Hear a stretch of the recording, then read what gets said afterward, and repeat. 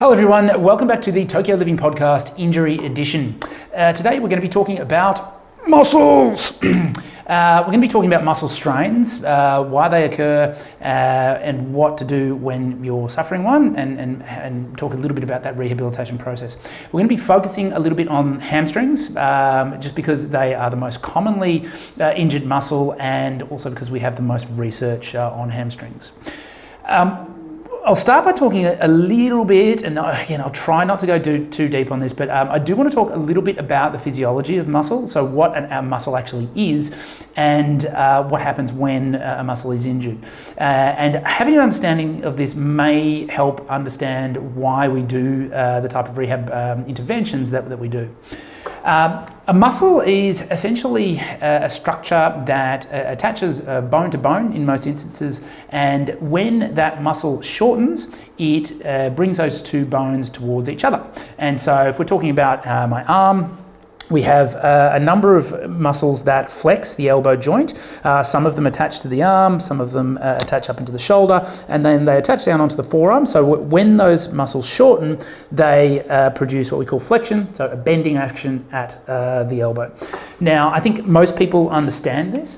I think most people also understand that we also have tendons as part of that musculotendinous unit that produces those type of actions. So the tendons join a muscle to a bone, again, in most instances. And so we have parts of that structure that are purely muscular, we have parts that are purely tendinous, and then we have parts where we have that interaction, what we call a musculotendinous junction. Now, talking a little bit more about the physiology of muscle. So the muscle is made up of both contractile and non-contractile units. So some people who have studied certain aspects of biology in school or even in further education would know that the main contractile units of a muscle are what we call actin and myosin. And these structures basically form cross bridges. And so as a muscle shortens, these cross bridges basically get smaller and get tighter. And then as they lengthen, they get longer. And so as a muscle lengthens, you get less of these cross bridges forming. Looking a little bit more at the layers of the muscle, we have what we call a cell membrane, also known as a sarcolemma, which then attaches to a basal membrane. And this is surrounded by connective tissue called the endomyosin. Groups of these muscle fibers, which contain the actin and myosin as well as the non-contractile tissue, they basically bundle together to form fascicles encased in another connective tissue sheath called the perimysium. The fascicles then in turn combine to form the muscle, which is surrounded by a final dense sheath of connective tissue called the epimysium. When we get excessive stress on a musculotendinous unit, now that might be through one acute episode of stress or through a buildup of stress on the tissue, then we basically get a rupture of the basal membrane and the cell membrane to which it attaches. When that happens, we get infiltration of inflammation, and that carries through into all the connective tissue that surrounds those different aspects of the muscle that we discussed before. So the body acknowledges that there's been stress to the area, and it initiates an inflammatory cascade.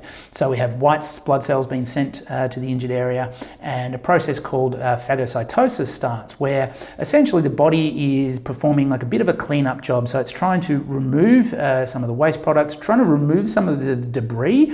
So you imagine there's been a construction site, there's been something knocked down, and you have a lot of debris around the area. A muscle injury is similar in some ways, and so we have to go in and clean up that muscle area in order for us to start laying down more soft tissue.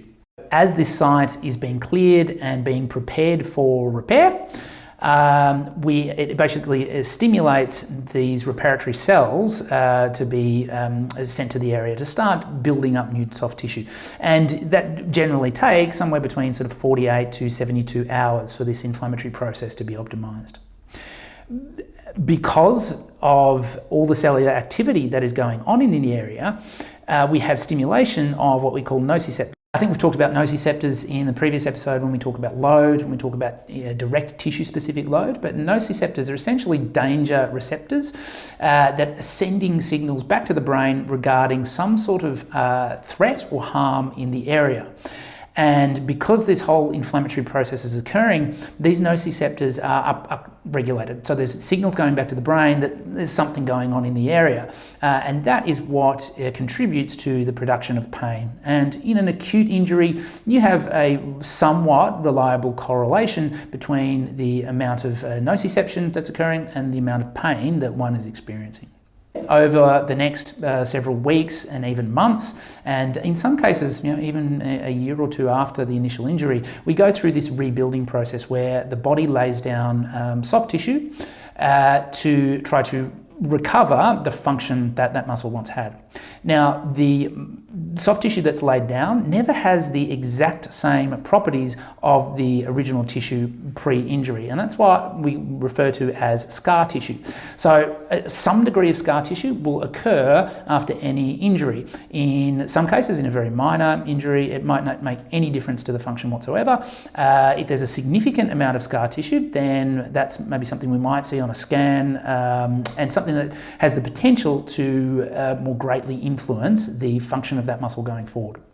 Now, the idea with rehabilitation of any soft tissue injury is to optimize the new tissue that's being laid down. So we want the new tissue that is being laid down after an injury to be as functional and as similar as possible to the original muscle tissue. And in order for us to do that, we need to have a positive stimulus to the muscle. So in the inflammatory stage of a muscle injury, we want relative rest, and we want an environment where that regeneration process can be optimized. So we don't want to put too much stress on the muscle, but at the same time, as soon as a muscle occurs, or so as soon as a muscle injury occurs, and as soon as we start protecting that injury to decrease pain, to decrease this nociception that we talked about before, we already start to get a decrease in the muscle hypertrophy, the size of the muscle fibers, and also the functional capacity, the strength, the power, the endurance of that muscle. And so it's a really important balance that early on in a muscle injury, we are doing things that help contract the muscle, but at an intensity that doesn't increase the pain, doesn't increase the swelling, and doesn't limit function. Quite common for us to, when someone comes in with an injury, even in the early stages, even a day or two after the injury, to get them doing contractions of that muscle.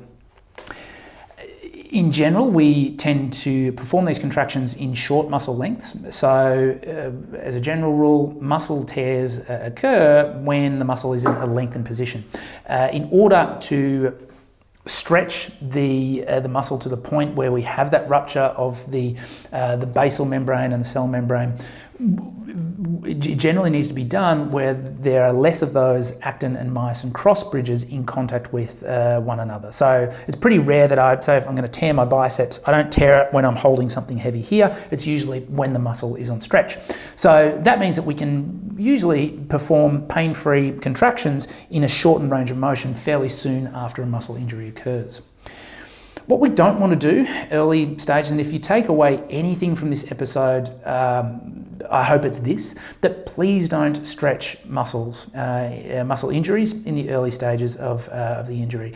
And I'd argue that unless you're experiencing long-term range of motion deficits after a muscle injury, I don't think there's really any need to be stretching. If you can imagine that the muscle fibers are trying to knit back with one another, if you're constantly putting those muscle fibers on stretch, then their ability to knit back together is going to be limited. Okay, so even though it might feel like you want to stretch it out because it feels like tight, it feels contracted, that's generally going to have a negative effect on the long-term outcome. And whilst it might feel okay when you're doing the movement, it might feel like that's what it needs, it's likely to increase pain and is likely to prolong that acute pain period. We talked in a previous episode, I believe on an Ask 360 episode, about the difference between pain, discomfort, tightness, and stiffness. And I think a lot of people, when they experience, especially with a minor muscle injury, they feel like it's just tight and it just needs to be stretched out. But in general, if you have a muscle that's tight, you're probably not going to notice it. You'll probably notice that you can't do things. You might not be able to kick very high or do a deep squat, but it's not something that's going to be causing discomfort in a tight sort of way. Generally, if you're experiencing tightness somewhere, then that muscle is being overused. It's there's some type of excessive stress that's causing that sensation of tightness.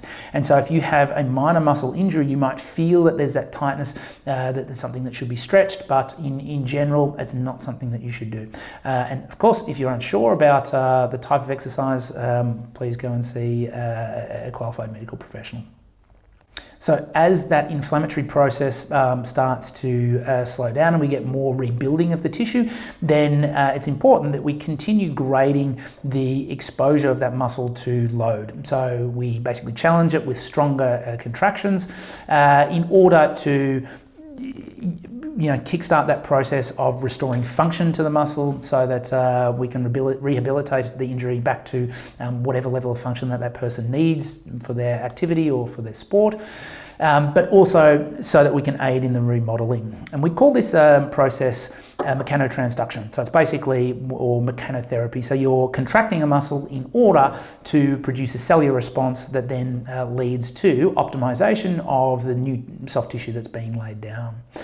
And then we basically progress that to the point where that person is able to go back to their sport. So if someone needs to go back to sprinting, either they might be a sprinter or they might just be doing field sports, anything that involves high speed running, then we need to start with very light contraction of the muscle. If they can tolerate that type of contraction, then we increase the amount of stress on the muscle. So let's say it's a calf injury, we might start with two-legged calf raises, progress to single-leg calf raises, add some weight to those single-leg calf raises, then progress to hopping, bounding type drills. And if all this is well tolerated, then whilst we might have a basic time frame of how long it takes for that person to recover from an injury, it's generally outcome based. So once someone can do a double leg calf raise, we progress slowly to a single leg, and then we add weight, and then that progression needs to be based not on time alone, but on achieving certain milestones throughout that rehabilitation process. And then eventually getting back to sprinting, and whenever we're restoring someone back to their previous level of function, even if someone can sprint, it doesn't mean that they can sprint for a whole 80-minute football game, for example. You need to gradually increase the load of the specific activity that they're doing as well. So it's not just, this muscle is healed and then you can go back and do whatever activity that you wish. You need to make that a graded process. And we especially see this with calf strains, which tend to have a fairly favourable short-term recovery timeline. So someone might be feeling fairly good in a week or two, but then they go back to doing their sport and they have another re-injury of their calf. It's quite common. And so that's why it's really important to make sure that we take that rehabilitation process through to the end stage and make sure that we, where possible, decrease the likelihood of further muscle injury occurring.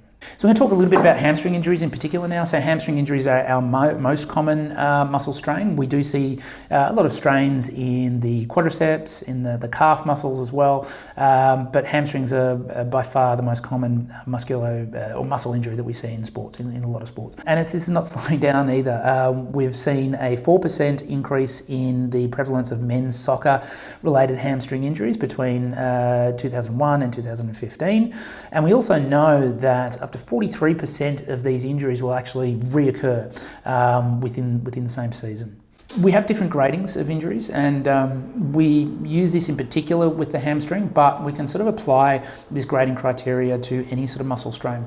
Traditionally, we've used a grading system from 1 to 3, describing the severity of the muscle strain. However, more recently, we started using a 0 to 4 grading system of muscle injury. So a 0 would be Essentially, if you do some unaccustomed exercise and you have what we call delayed onset muscle soreness, or DOMS, which usually lasts a few days. If it's quite severe, it can last up to a week. But there's no, if we scan someone that has DOMS, they might have some mild sort of uptake in the fluid in the muscle, but it's a very transient muscle change. There's generally no long-term change from a grade 0 muscle injury. From grade 1 to 3 is basically different severities of muscle strain. So grade 1 is a sort of minimal disruption of muscle fibres, through to grade 3, where we have up to 50% of the longitudinal area of the muscle being impacted, or a 15 centimetre, in the case of the hamstrings, a 15 centimetre long area of muscle that's been impacted. And then grade 4 is essentially a complete rupture of the muscle. Within those categorisations, we also have A, B and C, where A essentially refers to literally just the muscle belly and the connective tissue around it. B is where we have the musculotendinous junction, which we talked about before as being where the tendon joins onto the muscle. And then we have C, where we basically have involvement of the tendon within the actual muscle injury. And generally with those, with a type A, where it's just the muscle belly, the recovery time is quite quick. Whereas type C, when there's tendon involvement, we see a much longer, much prolonged recovery time. And so this is where imaging can be important. Now, for the average sports exercise enthusiast, it probably doesn't make that much sense to do excessive imaging with a muscle strain. But when we're talking about elite sport, it is useful to establish how much of a tendon component there is and how much damage there's been to the muscle, because that will sort of dictate how quickly that person, that athlete, can get back to their sport. And it's obviously useful to have these somewhat accurate prognostic return to sport timelines. You can still ascertain roughly the grade of injury based on our physical examination, based on the area of tenderness to palpation, and also the amount of range of motion and strength and power loss. So it's always, the first port of call is to see a physiotherapist, to go through a physical examination to assess the current level of function in combination with a discussion regarding the mechanism of injury, and we can make a pretty good diagnosis regarding the type of injury occurred, the severity, and a rough timeline in terms of prognosis for return to activity. Also, more specific to the hamstring, we can have different types of mechanism of injury that can bring on a hamstring strain. We can have more of a sprint mechanism, so someone injures their hamstring as they bring the leg out in front, where you're putting a lot of stress. The hamstring's working very hard to break the straightening of the knee, and that's a mechanism where we see a lot of hamstring injuries occur. And then we have a stretch-mediated hamstring injury, which is maybe something like a ballet or gymnastics, where someone's taking the hamstrings through a very large range of motion, and by doing so, they're putting excessive stretch on the muscle and injuring the muscle that way. And in general, those stretch-related hamstring injuries tend to take a little bit longer to get better. So if you have had a hamstring injury that's associated with putting your leg through a large range of motion, then you may want to sort of factor in a little bit longer and prolonged rehab time. So we talked before about the importance of gradually increasing the capacity of the muscle. With hamstring injuries in particular, we have a lot of data on what happens after someone has injured their hamstring. So we know we have a decrease in eccentric strength, so basically the ability of the muscle to lengthen under load. We also have a decrease in the capacity to coordinate the muscle. So your muscle coordination and muscle activation is impacted. We also have a change in where on the, where within the range of motion the muscle produces its maximal force. And so that sort of force and range curve is thrown out of whack. And then we also have a change in what we call, we talked previously at the top of the episode about fascicles, and we can have a change in the length of those fascicles. So all those factors need to be addressed when we're talking about the rehab. So we need exercises that have a large eccentric focus, so exercises where we're lengthening the muscle under a high degree of load. We want to include some coordination and activation exercises, and we also want to be training the hamstring under a variety of different muscle lengths. The hamstrings in particular are what we call a biarticular muscle group. We have 3 hamstring muscles that cross over both the hip and the knee joint, and then one that only crosses over the knee joint. And not only do the hamstring muscles extend the hip, so move the leg backwards and bend the knee, but they also have some rotary components around the knee, so they have the ability to rotate the knee. They also have the ability to rotate the hip slightly as well. So depending on the angle of our trunk, the angle of our knee, the angle of the rotation of the knee, they will be targeting different areas of the hamstrings. So when we're designing a hamstring rehabilitation program, it's important that we include a variety of different hamstring exercises within that program, so that we're restoring the capacity at different muscle lengths and at different ranges in that range of motion of the different movements that occur under the load of the hamstrings. And then we're also including exercises performed at different speeds, because the hamstring is very active in sprinting and having to break a sprinting action, so we need to include some high velocity exercises there as well. Now, when it comes to pain tolerance within a rehab, a traditional approach to rehabilitation is to be cognizant of pain and trying to avoid pain with exercises. We've discovered that this is not necessarily required. So a rehab process for muscle injuries doesn't necessarily need to be pain-free. Now, if you're rehabbing a bone injury, like a stress fracture, we are quite strict on pain thresholds with those sort of injuries, because if you do experience pain with bony injuries, it tends to indicate a prolonged recovery. However, with muscle injuries, we can sort of push into a bit of pain, and some really great research by Jack Hickey, an Australian who I believe is now living in Ireland. He has done some terrific research looking at hamstring rehab, pushing into a bit of pain and then trying to avoid pain. And what he found is that it's actually beneficial to push into a little bit of pain, just so that we can initiate that rehabilitation process earlier. We can avoid some of the negative consequences of inactivity. And we can start that remodeling process. Whereas if we're having to avoid pain, we have to hold off on that for a long time. And so that generally will produce similar return to sport timeframes, but with increased function. And that is thought to lead to a decrease in re-rupture and also an increase in performance once we return to sport. So in terms of the initial management, like I said, stretching is generally contraindicated. Things such as ice and non-steroidal anti-inflammatories are things that we perhaps used to use in the early stages of injuries, but tend to have shied away from now because of their impact on this inflammatory and remodeling process that we talked about before. So in general, if someone can tolerate the pain associated with a muscle injury, and it's not causing intolerable amounts of pain, it's not impacting their sleep, then I would generally advise people to avoid ice and anti-inflammatories. However, if someone is experiencing a large amount of pain, and that pain is, especially if it's impacting on their sleep, because we know that sleep is one of our most powerful recovery modalities, then there might be a place for things like ice and anti-inflammatories. But in general, if the pain isn't too severe, those are probably two things that are worth avoiding. And then finally, in terms of predicting injury, so you might be watching this thinking, luckily I've never had a hamstring injury, but I don't particularly want one. We don't have a ton of data in terms of individual risk factors.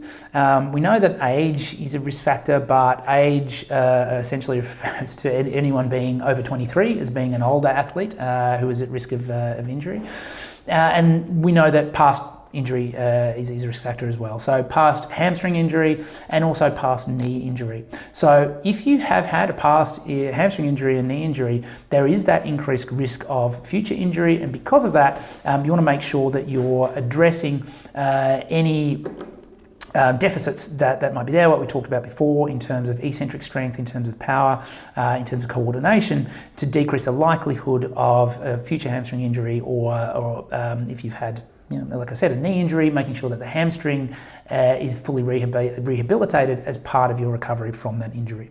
Where we see the biggest predictive value is actually in combined factors. So if you're over 23, if you do have a previous hamstring injury, and if you have some weakness, then that's when we see that there is a certain risk to hamstring injuries occurring. So like I said before, if you've had previous injury, just making sure that you go through the steps required to fully rehabilitate the injury to try and decrease the likelihood of that occurring. So I hope that has been of interest and of use to people. Like I said earlier, the one takeaway from this, if you have had a muscle injury, please don't stretch it until someone tells you to stretch it, and definitely not in sort of the first week or so. In order to decrease the likelihood of that injury occurring, you do need to go through a full rehabilitation program. So even if you have had a bit of a calf or hammy strain and it's feeling okay after a couple of weeks, and you go for a bit of a jog and it feels all right, and you might even sprint and it feels okay, it is still worth consulting with a physiotherapist and just seeing how the capacity of that muscle that was injured compares to the other side, or compares to sort of normative data, and just seeing if you are as ready to return back to sport as you may feel or may want to be.